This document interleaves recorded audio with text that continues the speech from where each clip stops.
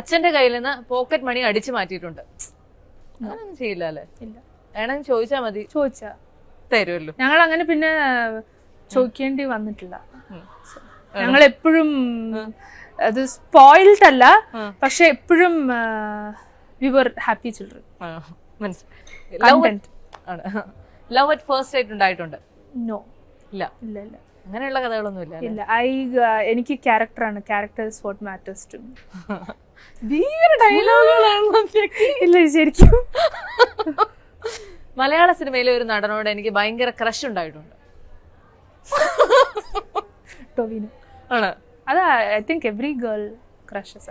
And Chalu ചേട്ടനെ എനിക്ക് ഭയങ്കര ഇഷ്ടമാണ്. ഇഷ്ടം. പ്രണയം തുറന്നു പറഞ്ഞപ്പോൾ ഒരാൾ റിജക്ട് ചെയ്തിട്ടുണ്ട്? No, it's happened the other way around. ആണോ? ഞാൻ വേറെ ആരുടെയും റിജക്ട് ചെയ്തിട്ടുണ്ട്. ആണോ? അല്ല, അത് ഞാൻ അടുത്ത ക്വസ്റ്റ്യൻ ആയിട്ട് വരായിരുന്നു. ഇല്ല. അങ്ങനെ ഇങ്ങോട്ടാരും റിജക്ട് ചെയ്ത് അല്ല, നമ്മള് ആരെയും റിജക്ട് ചെയ്തിട്ടില്ല. അല്ല, ഷക്കി റിജക്ട് ചെയ്തിട്ടുണ്ട്. ഞാൻ റിജക്ട് ചെയ്തിട്ടുണ്ട്. വളരെ സ്ട്രോങ് ആയിട്ട് അങ്ങ് പറഞ്ഞു. സ്ട്രോങ് ആയിട്ടല്ല, ഞാനത് വളരെ ഞാൻ അങ്ങനെ ഞാൻ ബ്രൂട്ടലായിട്ട് ഞാൻ ആരുടെ അടുത്ത് ഞാൻ ഒന്നും പറയാറില്ല. ഇവൻച്വലി ഞാൻ സംസാരിക്കാണ്ടൊക്കെ ആവുമ്പോ അവർക്ക് മനസ്സിലാവും. നൈസായിട്ട് ഒഴിവാക്കരുത്. അല്ലെങ്കിൽ ഒറ്റയടിക്ക് ബ്ലോക്ക്. അതാവുമ്പോ എളുപ്പമല്ലേ, നമുക്ക് റിപ്ലൈ കൊടുക്കണ്ടല്ലോ, മുഖത്ത് നോക്കി ഒന്നും പറയണ്ടല്ലോ ഹാർഷായിട്ട്. അമ്മയോട് ഭയങ്കരമായി ദേഷ്യപ്പെട്ട് അമ്മ കരഞ്ഞ ഒരു സിറ്റുവേഷൻ ഉണ്ടായിട്ടുണ്ട്? ഇല്ല ഇല്ല. അമ്മ കരഞ്ഞിട്ടില്ല, കാരണം അങ്ങനെ ഒരിക്കലും ഞങ്ങളെ വെറിയത് അമ്മ ഒന്നും കരഞ്ഞിട്ടില്ല. വീട്ടിൽ ആരോടും മിണ്ടാതെ ഒരു ഫുൾ വീക്ക് വഴക്കിട്ട് നടന്നിട്ടുണ്ട്? നോ, എനിക്കത് ഫിസിക്കലി ഇമ്പോസിബിൾ ആണ്. എനിക്ക് മിണ്ടാതിരിക്കാൻ പറ്റില്ല.